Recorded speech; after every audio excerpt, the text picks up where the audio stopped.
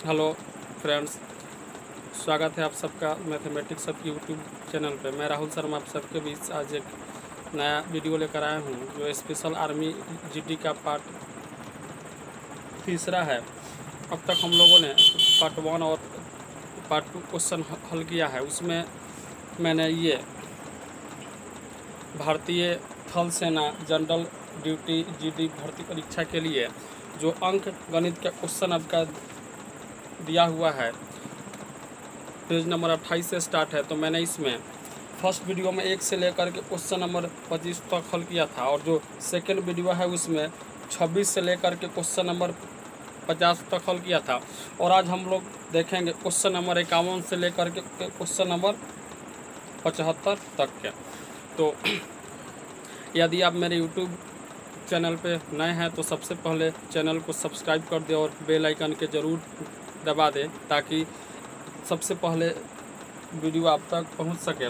जैसे question number 51 है कि 160 मीटर लंबी एक रेलगाड़ी 90 किलोमीटर पर आवर की गति से जाते हुए 400 मीटर लंबे पुल को पार करने में कितना समय लेगा। देखिए, एक रेलगाड़ी है और रेलगाड़ी की जो लंबाई है वो दिया हुआ है 160 मीटर और रेलगाड़ी का जो स्पीड दिया हुआ है 90 किलोमीटर पर आवर और दिया हुआ है एक पुल है और जो पुल है उस पुल की लंबाई दिया हुआ है 440 मीटर। ये जो लंबाई है रेलगाड़ी की लंबाई है और यह जो लंबाई है सो पुल की लंबाई है। आपको समय निकालना है कितने समय में पार कर जाएगी। तो आप जानते हैं कि समय निकालने का फॉर्मूला होता है समय इक्वल टू होता है दूरी बटे चाल। तो देखिए, दूरी बटे चाल, तो हमें तो इसमें रेलगाड़ी का स्पीड मालूम है तो हम स्पीड के स्थान पर लिख सकते हैं 90 किलोमीटर पर आवर। लेकिन अब हमें यहाँ पर दूरी लिखना होगा। तो एक बात हमेशा याद रखेंगे कि जब भी एक रेलगाड़ी किसी बड़े वस्तु को पार करती है तो रेलगाड़ी द्वारा जाई गई दूरी इक्वल टू होता है रेलगाड़ी की लंबाई और वो जो बड़ा वस्तु होगा उसकी लंबाई। तो यहाँ पर देखिए, रेलगाड़ी एक यहाँ पर पुल को पार किया है तो यहाँ पर पुल एक बड़ा है तो यहाँ जो दूरी होगा वो रेलगाड़ी का लंबाई और पुल का लंबाई, अगर हम दोनों के लंबाई को जोड़ देंगे तो आपका दूरी निकल जाएगा। तो रेलगाड़ी का लंबाई 160 और इसका है 400, अगर ऐड किया जाएगा तो ये हो जाएगा कितना 600 मीटर। यानी जो आपके दूरी हुए वो निकल गया कितना 600 मीटर। अब देखिए यहाँ पर समझेंगे, दूरी आपका मीटर में है और जो स्पीड है वो किलोमीटर पर आवर में है। तो यहाँ पर सेटिंग किया जाएगा, सेटिंग ये किया जाएगा कि या तो जो स्पीड है उसको हम बदल दें मीटर पर सेकेंड में और नहीं तो जो दूरी आपका मीटर में है उसको बदल दें किलोमीटर में। क्योंकि यहाँ पर एक कॉम्बिनेशन होता है कि अगर दूरी किलोमीटर में है तो जो आपका स्पीड होगा वो होगा किलोमीटर पर आवर में और समय होगा घंटा में। लेकिन अगर दूरी मीटर में है तो स्पीड होगा मीटर पर सेकंड में और समय जो निकल कर आएगा सो क्या आएगा सेकंड में आएगा। तो यहाँ पर देखिए ये मीटर में और यह है कि किलोमीटर पर आवर में। तो देखिए, स्पीड को जब किलोमीटर में हो तो उसे मीटर पर सेकंड में बदलने के लिए इसमें 5/18 से गुना किया जाता है। तो इंटू कर देंगे 5/18 से। ये 18 से जाएगा 5 बार में, ये 5 से जाएगा 120 बार में और ये 5 से जाएगा 24 बार में। तो ये जो निकल कर आया सो क्या आ गया 24 सेकेंड। आपका भाई साहब क्या होगा आंसर होगा, यानी ऑप्शन बी होगा। जो क्वेश्चन नंबर 51 है उसका आंसर क्या होगा, ऑप्शन बी होगा। हुआ है कि क्वेश्चन नंबर 52 है कि 140 मीटर लंबी एक रेलगाड़ी एक खंभे को 12 सेकेंड में पार कर जाती है। तो रेलगाड़ी की स्पीड निकालना है किलोमीटर प्रति घंटा में। तो देखिए, एक जो रेलगाड़ी है उस रेलगाड़ी की लंबाई दिया है 140 मीटर और वो एक खंभे को पार करने में समय लिया है भाई साहब 12 सेकेंड का और हमें स्पीड निकालना है। तो चाल इक्वल टू होता है दूरी और बट्टा में समय। तो देखिए, दूरी बट्टा समय होता है तो समय तो दिया हुआ है 12 सेकेंड, तो हम लिख देंगे क्या 12 सेकेंड। अब हमें दूरी निकालना है तो एक बात याद रखेंगे कि जब भी एक रेलगाड़ी किसी बड़े वस्तु को पार करती है तो दूरी निकालने के लिए हम दोनों के लंबाई को जोड़ देते हैं। लेकिन जब रेलगाड़ी किसी छोटे वस्तु को यानी वृक्ष हो, व्यक्ति हो, विद्युत पोल हो, अगर इसको पार करती है तो जो आपका दूरी होगा वो हमेशा रेलगाड़ी का लंबाई होगा। तो देखिए इसमें रेलगाड़ी का लंबाई दिया है कितना 140 मीटर, यानी यहाँ हो जाएगा बट्टे 140 मीटर। अगर इसको हल करेंगे ये जाएगा 4 से 3 बार में और ये जाएगा 35 बार में, यानी आपका स्पीड निकल कर आ गया 35/3 मीटर पर सेकेंड। लेकिन जो आपको जवाब देना है वो देना है किलोमीटर पर आवर में। तो मीटर पर सेकेंड को किलोमीटर पर आवर में बदलने के लिए गुना किया जाता है 18/5, यानी इसमें इंटू करेंगे कितना से 18/5 से। ये 5 से जाएगा 7 बार में, ये 3 से 6 बार में, 7 गुने 6 बराबर आंसर क्या होगा 42 किलोमीटर पर आवर। अगला क्वेश्चन आपका दिया हुआ है कि 373 रुपये को ए, बी और सी में ऐसे बांटे कि ए को बी से 25 रुपये अधिक मिले और बी को सी से 24 रुपये अधिक मिले, तो ए व सी का भाग क्या होगा। देखिए आपके पास जो धनराशि है सो क्या है 373 रुपया है और इसको ए में, बी में और सी में बांटना है। दिया है कि ए को बी से 25 रुपया अधिक मिले, यानी जो ए का हिस्सा होगा वो बी के हिस्से से 25 रुपया अधिक मिलेगा, यानी बी को जितना धनराशि मिलेगा उससे 25 रुपया अधिक भाई कौन लेगा, ए लेगा। फिर आगे दिया है और बी को सी से 24 रुपये अधिक मिले और जो बी होगा वो सी से क्या होगा 24 रुपये अधिक मिलेगा। देखिए समझेंगे, ए बी से 25 रुपया अधिक है और बी जो है सी से 24 रुपया अधिक है। इसका अर्थ यह है कि इसमें जो सबसे कम धन मिलेगा वो सी को मिलेगा। तो हम सी के राशि को मान लिए 100 रुपया मिलेगा। अब बी जो है इससे अधिक है 24 रुपया, तो बी हो जाएगा क्या x प्लस में 24, और ए जो है बी से 25 रुपया अधिक है, तो अगर यह x प्लस 24 है तो इससे 25 अधिक क्या हो जाएगा x प्लस 49। अब देखिए अब इन तीनों का धन मिलाकर के 373 रुपया है, तो अगर हम इसको जोड़ेंगे तो ए का धन अजोड़ बी का धन अजोड़ सी का धन इक्वल टू आएगा कुल धन यानी कि 373 रुपया। x हो गया 3x अजोड़ जब इसको ऐड किया जाएगा तो ये आपका भाई साहब हो जाएगा कितना, ये हो जाएगा 73 इक्वल टू है 373 के। ये 73 इधर जोड़ में इधर आएगा तो भाई क्या होगा माइनस में हो जाएगा और इधर बचेगा 3x बराबर है 373 में से अगर 73 घटाएंगे तो ये हो जाएगा 300, भाग देंगे x बराबर निकल कर 100 आ गया। मतलब कि x के स्थान पर 100 लिख सकते हैं। तो c का हिस्सा सिर्फ x है यानी ये हो जाएगा 100, b का हिस्सा x जो है 24, तो x का मान 100 है तो 100 जोड़ 24 यानी ये हो जाएगा 124, और a का हिस्सा x जोड़ 49 है, x का मान 100 है तो 100 जोड़ 49 यानी 149, यानी a का धनराशि 149 रुपया, b का 124 रुपया और c का 100 रुपया। तो देखिए हमें इसमें निकालने हैं a व c का भाग होगा। तो देखिए a का भाग है 149 रुपया और c का भाग है 100 रुपया, यानी आंसर इसका होगा 149 और 100, यानी ऑप्शन ए इसका आंसर होगा। अगला है क्वेश्चन नंबर है 54 कि 189 रुपये को ए, बी व सी में ऐसे बांटे गए हैं कि ए को बी के बराबर व बी को सी के बराबर हिस्सा मिले तो सी का हिस्सा होगा। बहुत ही सिंपल क्वेश्चन है। दिया है कि आपके पास 189 रुपया है और इसको ए बी सी में ऐसे बांटे हैं कि ए को बी के बराबर, यानी जो ए का हिस्सा है वो बी के बराबर है, यानी अगर बी का रुपया एक हो तो सी ए का भी क्या होगा, एक होगा।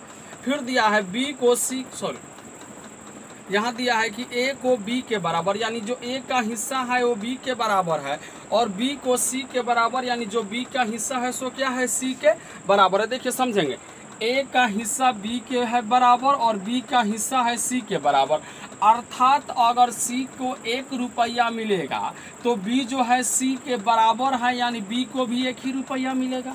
और यहाँ दिया है ए का हिस्सा बी के बराबर है, तो बी को अगर 1 रुपया मिला है तो ए को भी यहाँ पर क्या मिलेगा, 1 रुपया न मिलेगा।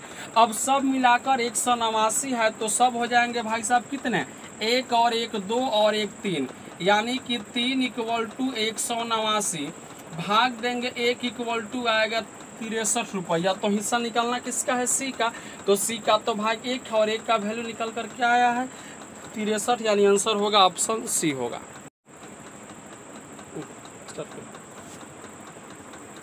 क्वेश्चन नंबर 55 है कि 53 रुपये को ए, बी और सी में ऐसे बांटो कि ए को बी से 7 रुपया अधिक तथा बी को सी से 8 रुपया अधिक मिले, तो ए व सी का हिस्सा होगा। देखिए बहुत ही सिंपल क्वेश्चन है।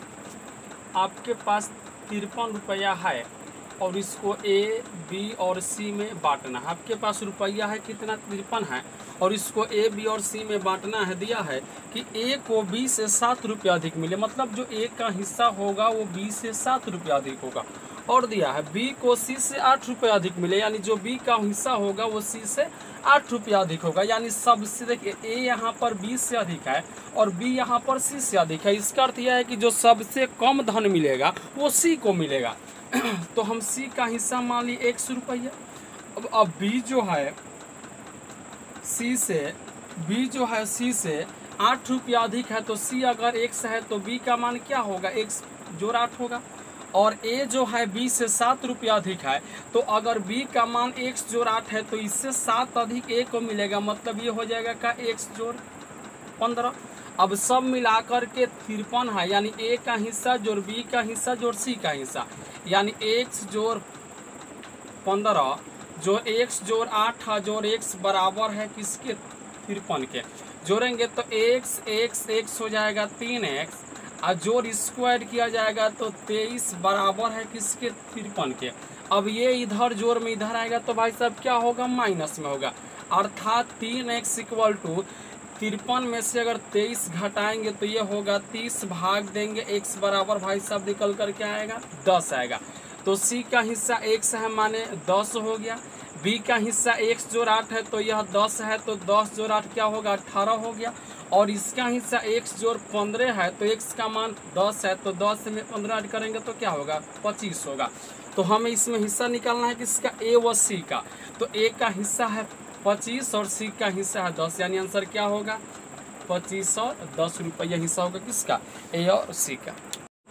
नेक्स्ट क्वेश्चन है 56 नंबर कि दो संख्याएं 3:4 के अनुपात में है, यानी दो संख्या है जिनका रेशियो दिया है 3:4 है। अब दिया है उनमें छोटी संख्या 75 है, यानी जो छोटी संख्या है उसका मान दिया है कितना? 75। तो देखो एक संख्या 3 है, एक संख्या 4 है, यानी जो छोटी संख्या है वो 3 है और बड़ी संख्या आपका भाई साहब क्या है? 4 है। लेकिन यहाँ पर दिया है छोटी संख्या 75 है, तो इसमें भाई साहब क्या है?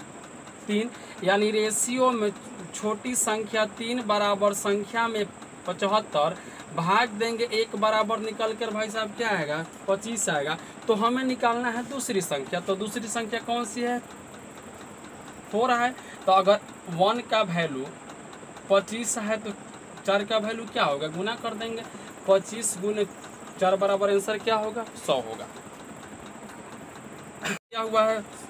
57 कि दो संख्याओं का अनुपात 4:9 है, यानी कि दो गो जो संख्या है उनका रेशियो दिया है 4:9। अब दिया है यदि छोटी संख्या 500 है। अब दिया है कि यदि छोटी जो संख्या है सो क्या है? 5000 है, तो दूसरी संख्या बतावें। तो एक संख्या 4 है और एक संख्या 9 है, यानी छोटी संख्या 4 है और बड़ी संख्या आपका भाई साहब क्या है? 9 है।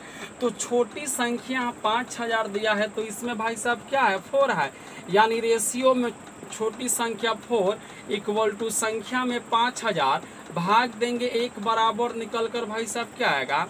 1 बराबर आपका निकल कर आएगा 1225। तो हमें निकालना क्या है? दूसरी संख्या। तो दूसरी संख्या तो 9 है, तो इसमें 9 से गुना किया जाएगा।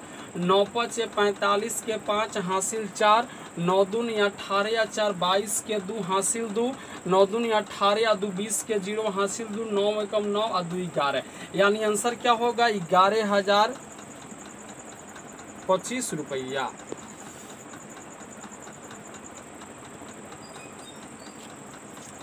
जो आपके ऑप्शन में नहीं दिए हुए हैं, ऑप्शन ए में दिया हुआ है।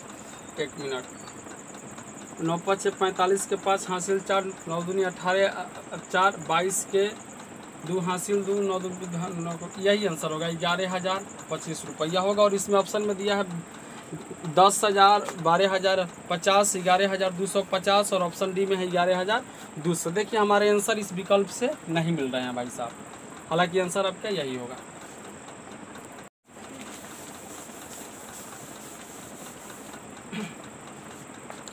चलिए नेक्स्ट क्वेश्चन नंबर 58 है कि ए बी और सी ने 70,000 90,000 और 11,000 रुपये लगाकर एक व्यापार आरंभ किया। यदि वर्ष के अंत में कुल लाभ 8100 रुपया हो तो ए और बी का भाग होगा। देखिए 3 आदमी हैं, एक ए है, एक बी है और एक सी है। ए ने यहाँ पर 7,000 रुपया, बी ने 9,000 रुपया और सी जो है 11,000 रुपया यहाँ पर लगाकर एक व्यापार शुरू किया। अब वर्ष के अंत में, तो वर्ष का अर्थ क्या हुआ, 12 महीने की बात हो रही है। एक वर्ष का मतलब क्या होता है, 12 महीना होता है। तो वर्ष के अंत में जो उनका कुल लाभ दिया है, जो कुल लाभ है सो क्या है, 8100 रुपया है। 8100 रुपया है वर्ष के अंत में लाभ। तो देखिए सबसे पहले अगर यहाँ पर पूंजी अलग अलग लोग लगाया है तो जो इनका लाभ होगा सो क्या होगा, अलग अलग ही होगा। तो एक बात याद रखेंगे कि लाभ जब भी निकालते हैं तो लाभ इक्वल टू होता है पूंजी गुने समय। यानी कि जो पूंजी आपने इन्वेस्ट किया है और जितने समय के लिए इन्वेस्ट किया है, अगर पूंजी को समय से गुना किया जाएगा तो जो गुणनफल होगा वो आपके लाभ को दर्शाएगा। तो देखिए यहाँ पर वर्ष के अंत का लाभ है, तो एक का 7,000 रुपया है एक वर्ष के लिए, तो एक वर्ष में 12 महीना, तो एक का लाभ निकल गया पूंजी गुने समय। बी का 9,000 रुपया भी एक वर्ष के लिए यानी कि 12 महीना के लिए, तो ये बी का लाभ निकल गया।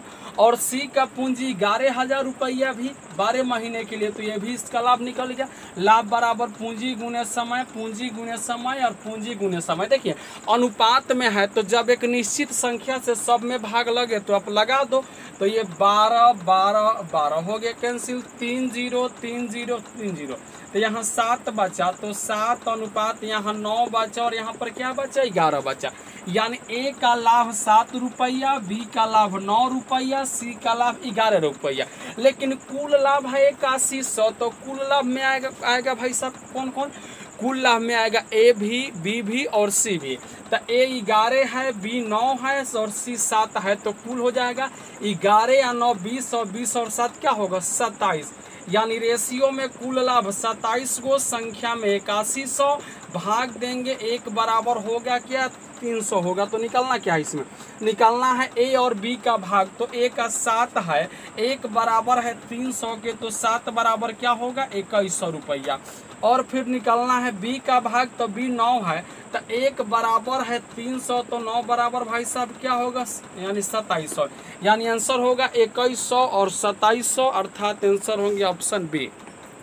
54 नंबर क्वेश्चन है कि ए बी सी और डी ने मिलकर एक घर किराए पर लिया।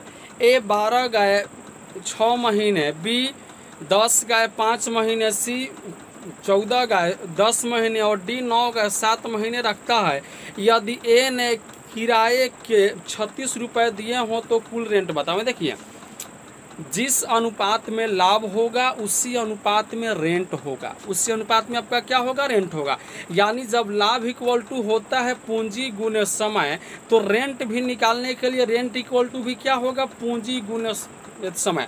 लेकिन यहाँ पर देखिए पूंजी के बदले में गाय दिया है, तो क्या गाय आपके लिए पूंजी है कि नहीं है, क्योंकि गाय हम जब भी खरीदते हैं तो उसके लिए कुछ ना कुछ हम इन्वेस्ट करते हैं, 5,000 10,000 20,000 50,000 जो भी हम लगे। तो यहाँ पर गाय का संख्या दिया हुआ है, यानी जितना गाय का संख्या है वो इंसान के लिए क्या है एक पूंजी है। मान लो मेरे पास 2 गाय है, अर्थात क्या है मेरे पास 2 पूंजी है। तो हम इसको अगर हल करेंगे तो यहाँ पर एक ए है, एक बी है, एक सी है और एक आपका क्या है डी है।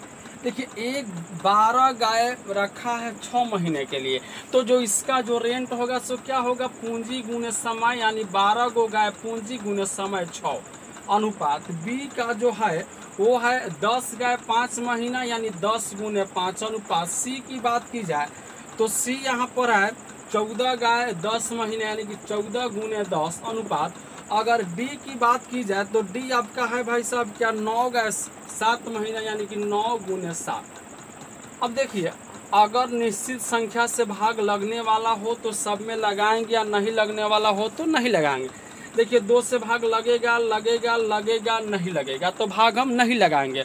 तो नहीं लगाएंगे तो इंटू करते हैं तो ये हो जाएगा 12 छक 72, 10 पचे 50, 14 दहिया 140 और 9 7 63, यानी ए का रेंट होगा 72 रुपया, बी का है 50, सी का 140 और डी का है 63। तो हमें निकालना है कि यदि ए ने 36 रुपये दिए हो तो ए का रेंट यहाँ पर क्या है 72, यानी रेशियो में 72 बराबर 36 रुपया। तो एक बराबर तो हम लिख ही सकते हैं कि ये क्या है 36/72 है, लेकिन हमें इसमें निकालना क्या है कुल रेंट।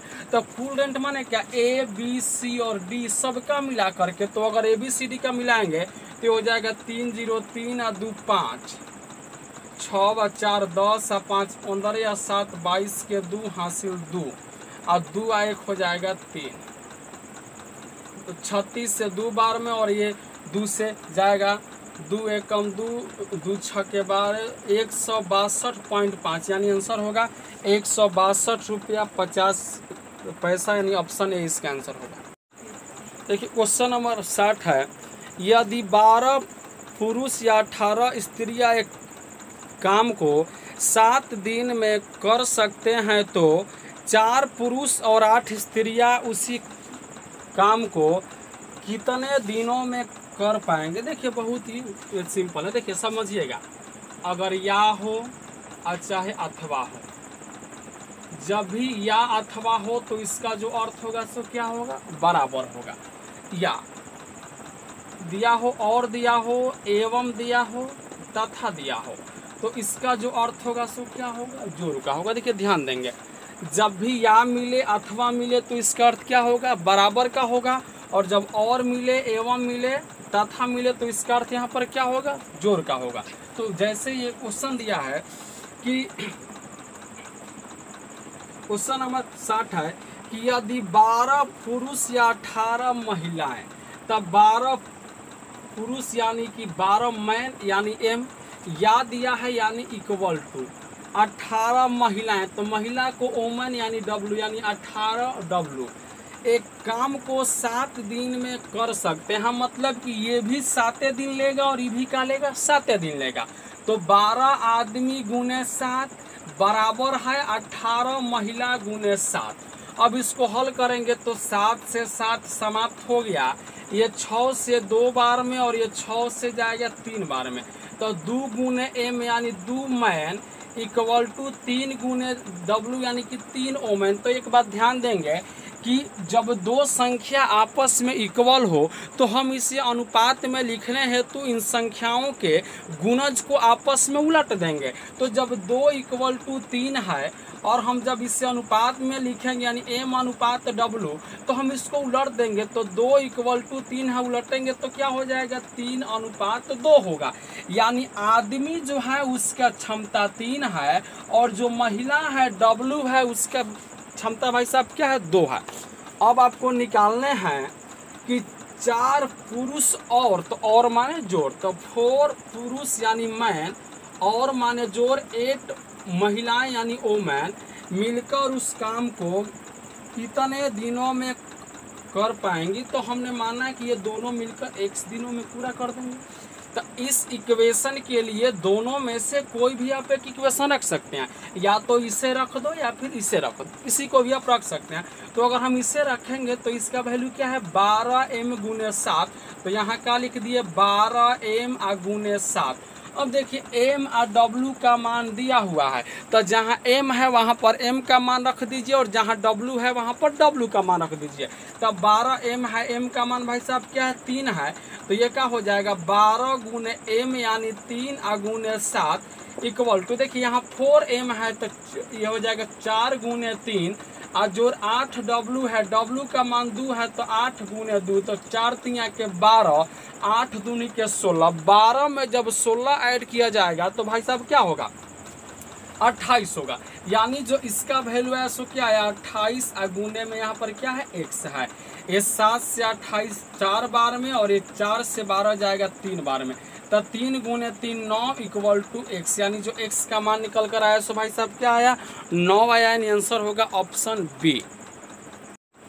चलिए क्वेश्चन नंबर 61 दिया हुआ है कि ए और बी मिलकर कोई काम 10 दिन में कर सकते हैं और ए अकेला उस काम को 15 दिन में कर सकता है, तो बताएं कि बी अकेला उस काम को कितने दिन में कर पाएगा। ये आर्मी जीडी 2011 का क्वेश्चन है दिया है। ए और बी मिलकर कोई काम 10 दिनों में पूरा कर सकते हैं, माने ए या बी अगर एक साथ रहेंगे तो जो कोई काम है वो 10 दिन में होगा। आगे दिया है अगर ए रहेगा तो ए अकेला अगर रहेगा तो वही काम होगा इतने दिनों में पूरा 30 दिनों में पूरा। तो हमें बी निकालना है, तो अगर बी का निकालना है तो यहाँ पर हम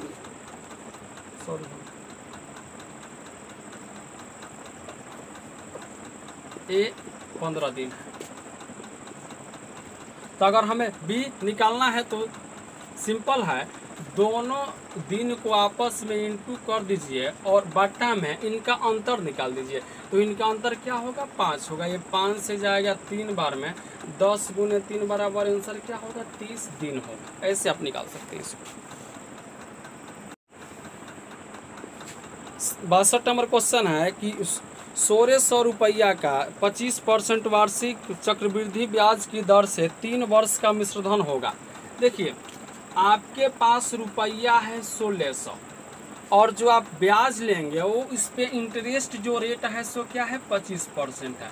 तो देखिए जो मूलधन होता है वो अपने आप में होता है 100% और जब हम इस पर 25% ब्याज लेंगे तो हमारा जो मिश्रधन होगा वो मिश्रधन हो जाएगा क्या 100% ब्याज और 100% मूलधन और यहाँ पर 25% ब्याज। तो मिश्रधन जो होगा सो क्या होगा 125% होगा। तो मूलधन है आपका 1600 और इस पर हम मिश्रधन लेंगे 125%, यानी 1600 का 125% यानी 125/100 और इसी हिसाब से आपको लेना है 3 वर्षों तक। तो यह 1 वर्ष का हुआ, 125/100 2 वर्ष का हुआ, फिर 125/100 हुआ क्या 3 वर्षों का हुआ। 1 2 1 2 25 से 5 बार में, 25 से 4, 25 से 5, 25 से 4, ये 4 से 4 बार में और ये हो गया कैंसिल। तो यहाँ पर क्या बचा 5 गुने 5 गुने 125, तो 25 गुने 125, 25 25 125 के 5 हासिल 12, 25 दूनी 50 से 12, 62 के 2 हासिल 6, 25 से कम 25 से 6 क्या होगा 31, यानी जो आपके आंसर निकल कर आएंगे सो क्या आएंगे 3125 रुपये, ऑप्शन बी होगा। अगला क्वेश्चन है आपका क्वेश्चन नंबर होगा 63। 16% साधारण ब्याज पर 3 वर्ष के लिए उधार लिया और 11,360 रुपया 3 साल बाद लौटाया है, तो उधार दी गई रकम होगी। देखिए आपका जो रेट है वो 16% वार्षिक है, समय जो है सो आपका क्या है 3 वर्ष है और आपने 3 वर्ष बाद लौटाया, तो लौटाया माने क्या मिश्रधन दिया भाई साहब, क्या दिया मिश्रधन 11,360 रुपया। तो देखिए मिश्रधन का अर्थ होता है, मिश्रधन के 2 अंग होते हैं, एक तो आपका होता है मूलधन जो वास्तविक धन है और एक आपका होता है ब्याज, यानी मिश्रधन इक्वल टू होता है मूलधन अजोड़ ब्याज। तो मूलधन जो भी होगा सो अपने आप में होगा कितना 100%। अब बात है ब्याज की, तो अगर 1 वर्ष में ब्याज अगर आप 16% लेंगे तो 3 वर्ष का ब्याज भाई साहब क्या होगा 48% हो जाएगा। अगर हम जोड़ देंगे मूलधन जोड़ ब्याज को तो इक्वल टू क्या हो जाएगा जी, ये हो जाएगा मिश्रधन के बराबर। तो 100 जोड़ 48 बराबर क्या होगा 148, अर्थात 148% इक्वल टू 11,360 रुपया। तो 1% इक्वल टू क्या होगा 11,360/148। अब रकम आपको बताना है कि जो आपने उधार लिया था वो रकम है कितना। तो जो भी राशि होती है अपने आप में 100 होती है, तो इसमें इंटू कर देंगे 100 से। अब इसमें हम भाग लगाएंगे 2 से, ये 7 4 और ये जाएगा 2 5 10, 2 6 12, 2 8 0। फिर भाग लगाएंगे तो ये जाएगा 37 बार में और ये जाएगा 50 बार में। अगर अब भाग हम इसमें लगाएंगे तो ये जाएगा 14 बार में यानी 140। तो ये हो जाएगा 100 गुने 50 बराबर 0 0, 14 5 70, यानी आंसर निकल कर क्या आ गया 7000 रुपये आ गया। अगला क्वेश्चन है कितने समय में जो मूलधन है 450 रुपया 5% वार्षिक दर से यानी रेट जो है 5% वार्षिक है और वो वार्षिक राशि हो जाएगी इतनी हो जाएगी यानी मिश्रधन हो जाएगा कितना 540 रुपया। तो देखिए लिए थे मूलधन 450 और मिश्रधन के रूप में आपने लौटाया कितना 540, यानी जितना ज़्यादा आपने इसे लौटाया वो आपका क्या है ब्याज है, अर्थात ब्याज के रूप में आपने यहाँ पर 90 रुपया लौटाया। तो आपको निकालना क्या है समय निकालना है, तो समय इक्वल टू होता है ब्याज गुने 100 अब बट्टा में होता है मूलधन गुने दर। तो ब्याज आपका आ गया 90 रुपया गुने 100 अब बट्टा में मूलधन है 450 इंटू दर आपका क्या है 5%। 90 से 5 बार में, ये 5 से 20 बार में, 5 से 4 बार में, यानी आंसर क्या होगा 4 ईयर्स। एक निश्चित राशि 8% चक्रवृद्धि ब्याज की दर से 2 वर्षों में 5832 रुपया हो जाती है, तो वह राशि ज्ञात कीजिए। देखिए चक्रवृद्धि ब्याज का क्वेश्चन है, दर है 8%, समय दिया हुआ है 2 वर्ष का और हो जाती है यानी मिश्रधन, यानी जो मिश्रधन आपका है सो क्या है 5832 रुपया है। तो हमने यहाँ पर क्या किया मूलधन ए रुपया मान लिया, मूलधन ए रुपया माना, ए इंटू देखिए अगर रेट हम 8% है तो मूलधन जो भी होगा सो क्या होगा 100% होगा। तो 100% मूलधन है 8% ब्याज लेंगे, इसका मतलब कि मिश्रधन के रूप में क्या होगा 108 रुपया होगा, यानी ये हो जाएगा ए का 108% यानी 108/100। अब 2 वर्ष बाद की बात है तो यह 1 वर्ष का हुआ, दूसरा वर्ष भी 108/100 इक्वल टू 1 वर्ष 2 वर्ष इक्वल टू मिश्रधन होगा। तो मिश्रधन क्या है 5832 रुपया है। तो ए इक्वल टू निकल कर क्या आएगा 5832 गुने 100, ये देखिए इधर भाग में इधर आएगा तो क्या होगा गुना में, यानी 100 गुने 100 बट्टा में हो जाएगा क्या 108 गुने 108, इसको हल कर दिया जाएगा आपका आंसर आ जाएगा।